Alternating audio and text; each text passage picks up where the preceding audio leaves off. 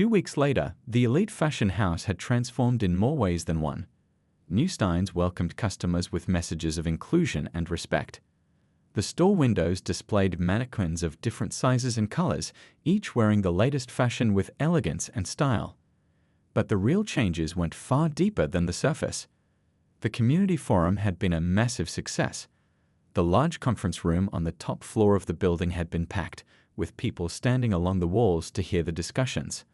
The wealthy woman had indeed attended, and to everyone's surprise, she'd spoken honestly about her experience. "I've spent my life thinking that luxury was about exclusivity," she'd told the crowd, her voice carrying a new humility. "But that day taught me that true class has nothing to do with what you wear or how much money you have. It's about how you treat others." The young girl's debate competition had come and gone. She'd worn the midnight blue dress and led her team to victory. Her argument about community education and understanding had earned a standing ovation. The store manager, who'd attended the competition as part of his own journey of growth, had been among those cheering the loudest. Today, the CEO stood in his office, looking down at the busy street below. The training programs he'd implemented were being adopted by other retail complexes in the city. What had started as an unfortunate incident had sparked a movement for change. His daughter had suggested something even more impactful, a mentorship program for young students interested in business and fashion. The very store that had once been a site of discrimination now hosted weekly sessions where teens from all backgrounds could learn about entrepreneurship, design, and professional development. The kind-eyed woman who'd first stood up for the young girl had become a regular volunteer, sharing her experiences and wisdom with the students. The elderly gentleman who'd spoken up that day often stopped by to give impromptu lectures about business ethics and the importance of standing up for what's right. Even the security team had been transformed. Instead of profiling customers, they focused on making everyone feel welcome and safe. The head of security often said that his job had become more rewarding. "We're not just protecting merchandise anymore," he'd explain, "we're protecting people's dignity." The wealthy woman had undergone perhaps the most remarkable transformation. She'd become an active supporter of the mentorship program, using her connections in the fashion industry to create opportunities for young people from all walks of life. Her designer clothes and pearls remained, but now they accompanied a warm smile and welcoming demeanor. One afternoon, she approached the young girl who had sparked this change. "I owe you an apology," she said softly, "not just for that day, but for all the times I judged others without knowing their story." The girl's response was to invite her to be a guest speaker at her school's Diversity Awareness Week. The store itself had become a symbol of positive change in the community. Sales had actually increased as word spread about their inclusive atmosphere. Other businesses began to take notice, reaching out to learn how they could implement similar changes. The CEO's daughter still came by the store regularly, not just to shop, but to mentor younger students. She'd tell them her story, not to shame anyone, but to show how one moment of standing up for yourself with dignity could create ripples of change that touched countless lives. As the sun set on another busy day at Elite Fashion House, the midnight blue dress stood proudly displayed in a special case near the entrance. Beside it, a small plaque read, "Style is not about what you wear, but how you treat others. Welcome to our inclusive community." The story of what happened that day had spread far beyond the store's walls, reminding people everywhere that true change begins with a single moment of courage, and that sometimes the most powerful response to prejudice is not anger, but grace and dignity. The Elite Fashion House had become more than a store. It was now a testament to the power of transformation and the importance of seeing the humanity in everyone who walks through your doors. The CEO took a deep breath, his eyes scanning the gathered crowd before settling on the store manager. "In my office upstairs," he began, his voice calm but firm, "we have a saying posted on the wall: character is how you treat those who can do nothing for you. Today, we've seen quite a display of character, both good and bad." The wealthy woman had found her voice again, though it trembled slightly. I had no idea," she stammered, clutching her pearls. "If I had known who she was."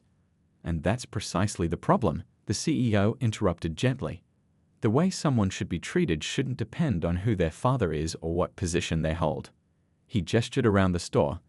"Every person who walks through these doors deserves to be treated with respect and dignity." The store manager stepped forward again, his face flushed with shame. "Sir, I take full responsibility for how this situation was handled. I should have done more to prevent." "Yes, you should have," the CEO agreed, but his tone remained measured. "But this isn't about placing blame. This is about learning and making changes." He turned to address everyone in the store. "What happened here today isn't unique. It happens in stores, offices, and streets across the country every day. The only difference is that today, it happened to someone who could prove she belonged here." His daughter stood beside him, her composure unwavering. The midnight blue dress still hung perfectly in her hands, a silent witness to the entire scene. The kind-eyed woman who had defended her earlier wiped away a tear. "Starting tomorrow," the CEO announced, "we'll be implementing new training programs across all stores in this complex. Not just about policy, but about humanity." He looked directly at the wealthy woman. "Because the true measure of luxury isn't in the price tags or brand names, it's in how we treat each other." The woman's face had turned a deep shade of red. She bent down to retrieve her dropped designer bag, her hands shaking. I should go," she muttered, turning toward the exit. Actually, the CEO's voice stopped her. "I'd like you to stay for a moment." He turned to his daughter.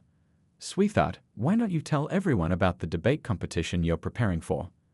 The young girl's face brightened slightly. "It's a national competition," she explained, her voice clear and confident. "My team is arguing for increased funding for community education programs that promote understanding and equality." Several customers nodded appreciatively, and the elderly gentleman chuckled.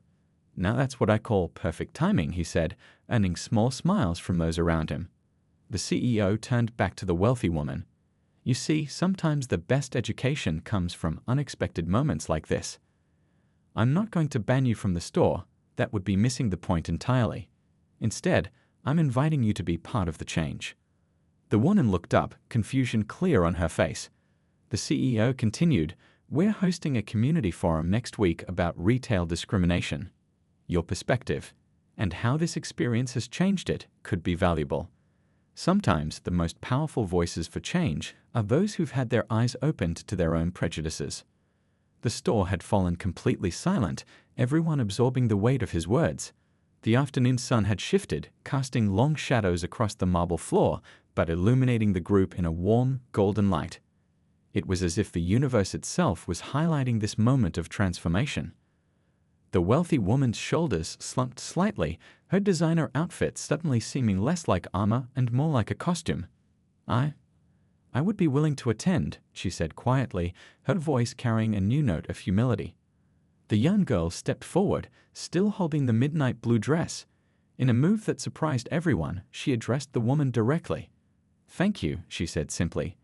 "It takes courage to admit when we're wrong. That's something I learned in debate club. It's not about winning, it's about growing." The sound of measured footsteps drew closer, and heads turned toward the executive elevator entrance. A tall, distinguished-looking man in an impeccably tailored suit emerged, his presence commanding immediate attention. His warm brown eyes took in the scene before him, quickly assessing the situation. The store fell into a hushed silence. The man's custom-made Italian shoes clicked against the marble floor as he approached the group. His suit bore the unmistakable quality of someone accustomed to success, but it was his confident yet gentle demeanor that truly demanded respect. The young girl's face lit up with a knowing smile as he approached. The wealthy woman, still mid-sentence in her tirade, didn't notice him at first. "As I was saying," she continued, "when the owner hears about this, heads will roll. I know important people and this store." "Good afternoon, everyone," the man's deep voice cut through her words like butter. "I couldn't help but overhear the commotion from my office upstairs." He smiled warmly at the young girl. "I see you found that dress you were telling me about at breakfast, sweetheart." The wealthy woman turned, her face frozen in mid-complaint. The store manager's eyes widened in recognition, and he quickly straightened his tie. The other customers watched in fascination as the scene unfolded before them. "Daddy," the young girl said, her voice full of relief but tinged with amusement, "I was just trying to find the perfect dress for my debate competition." She gestured to the midnight blue dress she'd been admiring earlier. The man nodded, then addressed the room. "For those who don't know me, I'm the CEO of this entire retail complex and the owner of this building. His voice was calm but carried undeniable authority. More importantly, I'm this young lady's father. The wealthy woman's face drained of color so quickly that the kind-eyed customer who had defended the girl earlier stepped forward, concerned she might faint. The store manager looked like he wanted the floor to open up and swallow him whole. I must say, the CEO continued, straightening his cufflinks, I'm rather disappointed by what I've witnessed today. He turned to face the wealthy woman directly. Would you care to explain why you felt it necessary to harass my daughter while she was shopping? The silence in the store was deafening. The woman's designer handbag slipped from her grasp, making a soft thud on the marble floor. Her mouth opened and closed several times, but no words came out.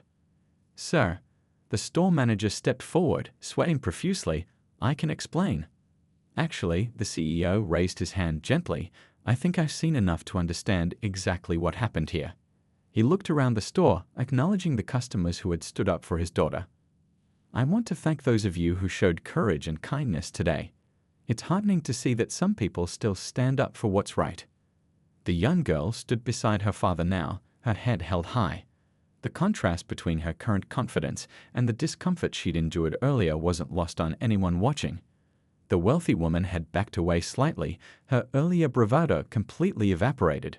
My daughter, the CEO continued, his voice carrying pride, is not only a straight-A student and the captain of her school's debate team, but she's also someone who handles adversity with grace and dignity. He placed a gentle hand on her shoulder, something that, unfortunately, not everyone here has demonstrated today. The gathered crowd murmured in agreement, and several people nodded approvingly. The elderly gentleman who had spoken up earlier caught the CEO's eye and gave him a respectful nod, which was warmly returned.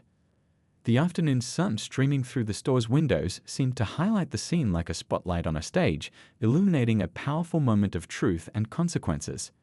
It was clear to everyone present that this was more than just a case of mistaken judgment.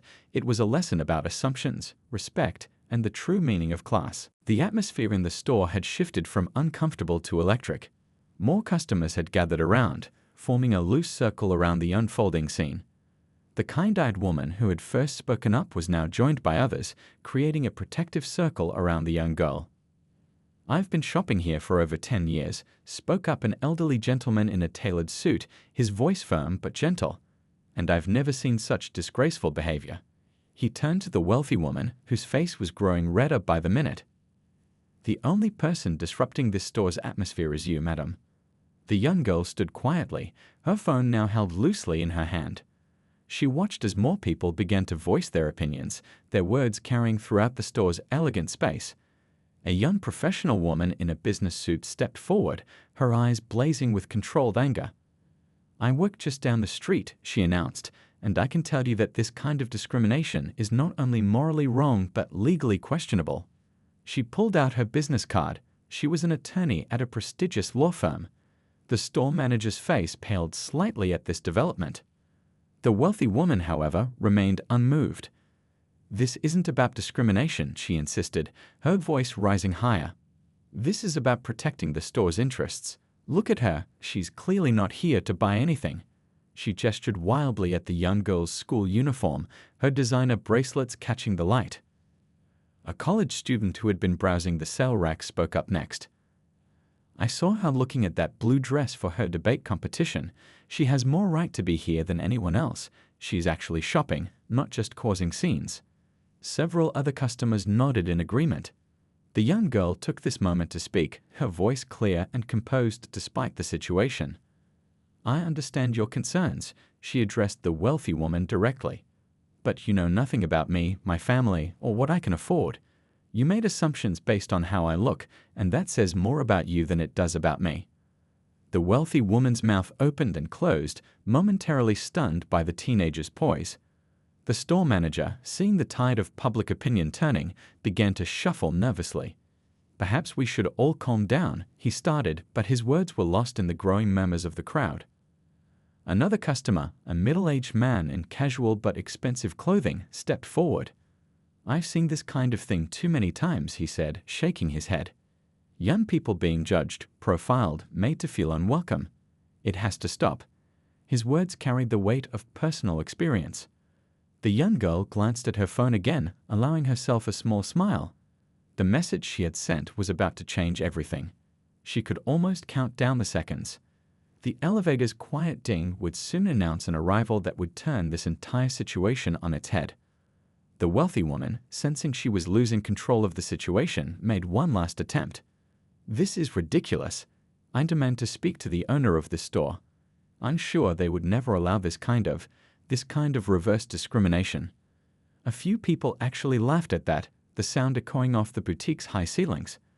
The kind-eyed woman who had first defended the girl placed a gentle hand on her shoulder. "Sweetheart, are you okay?" she asked softly, genuine concern in her voice. The young girl nodded, standing even straighter. "Yes, ma'am, I am. And I think," she paused, hearing the familiar sound of the elevator arriving on their floor, "things are about to get very interesting." The crowd's attention shifted slightly as the sound of confident footsteps approached from the direction of the building's executive elevator. The wealthy woman was still talking, but her words were about to be cut short by an arrival she never saw coming. The young girl's quiet confidence was about to be explained in a way that would leave everyone in the store speechless. The store manager approached the young girl with hesitant steps, his dress shoes making soft sounds against the polished floor. His face showed the internal battle between following protocol and giving in to the demands of a wealthy customer. The overhead lights seemed to grow brighter, highlighting every detail of the tense scene about to unfold. "Miss," he began, clearing his throat awkwardly, "I need to speak with you about your presence in the store." His voice was quiet, almost apologetic, but the words carried clearly in the hushed atmosphere. The young girl looked up from the dress she was holding, her eyes meeting his with a calm that belied her racing heart. "Is there a problem?" she asked politely, though she knew exactly what was happening. She'd seen this scene play out before in other stores, but this time felt different. This time, she knew she had backup just a few floors away. The well-dressed woman who had followed the manager cut in before he could respond.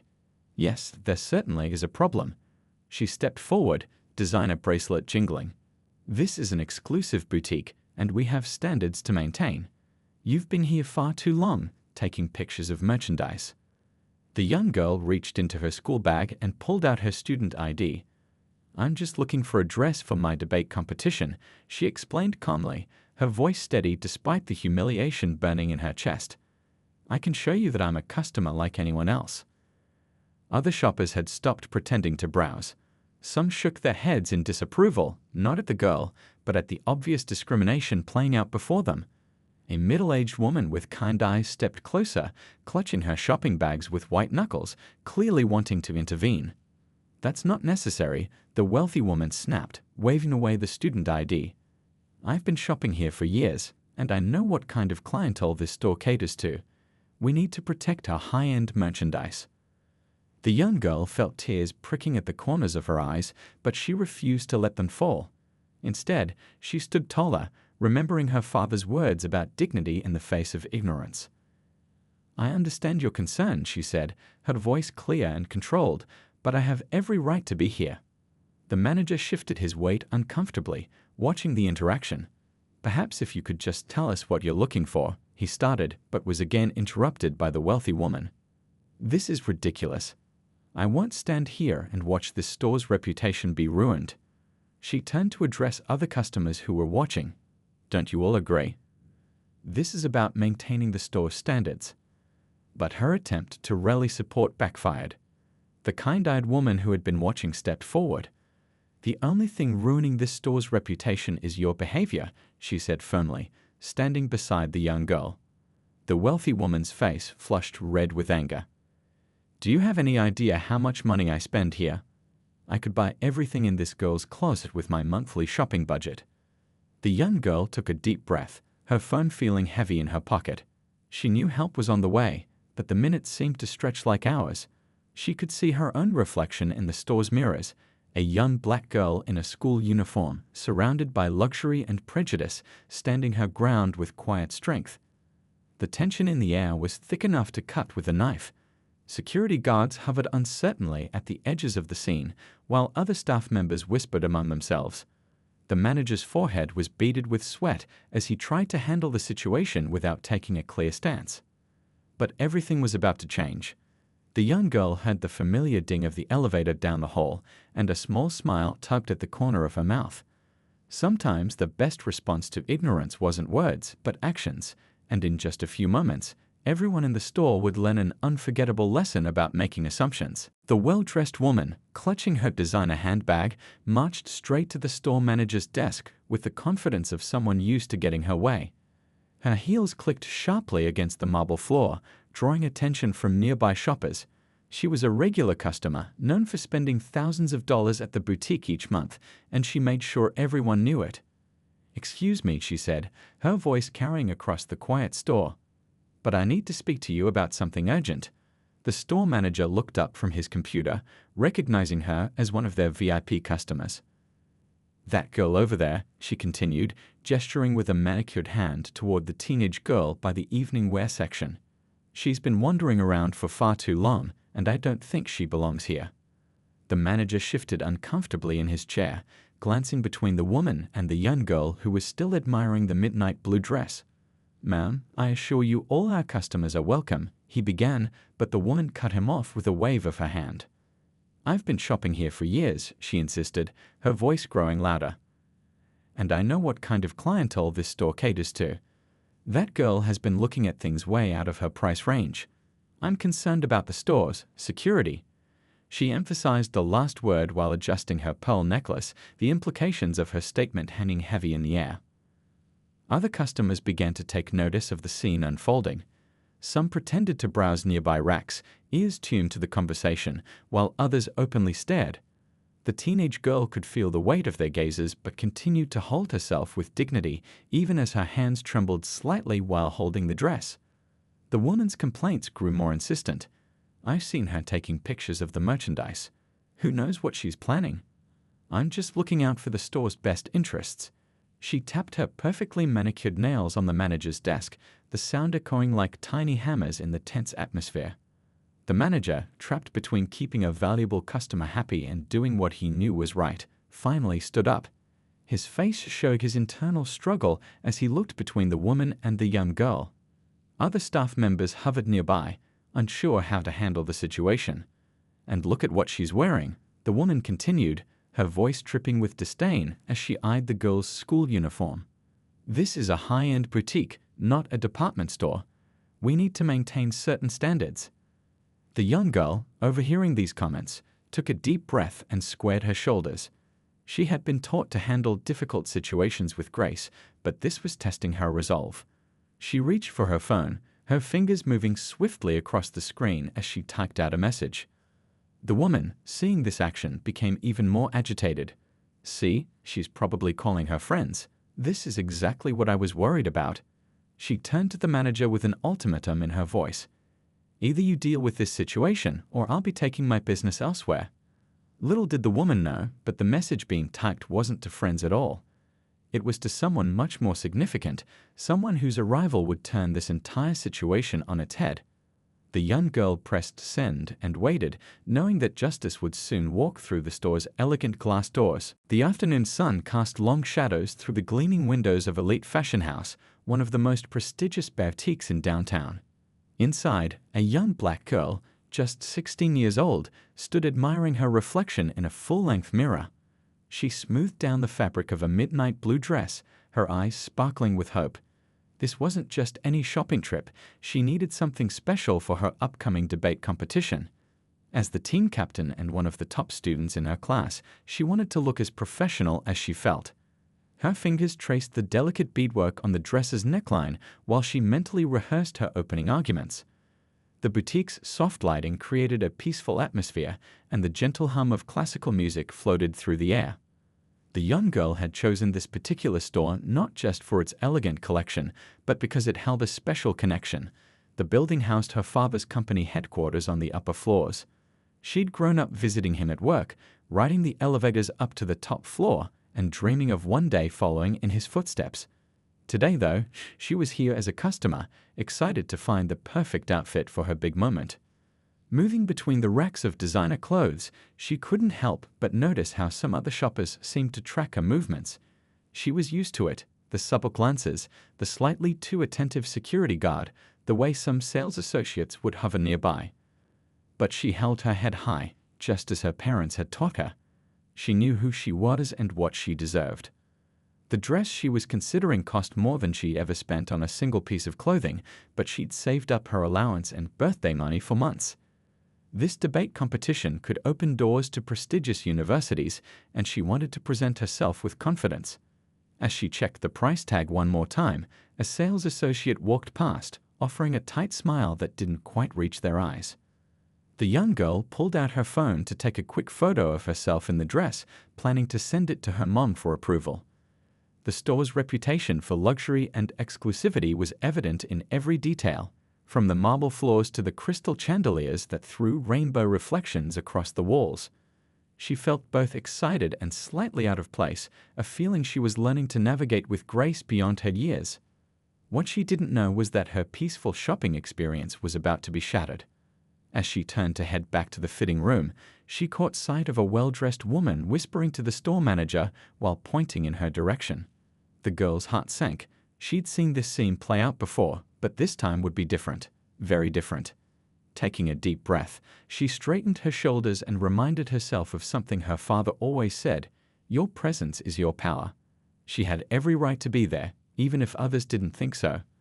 The coming moments would test her composure, but they would also reveal just how wrong first impressions could be.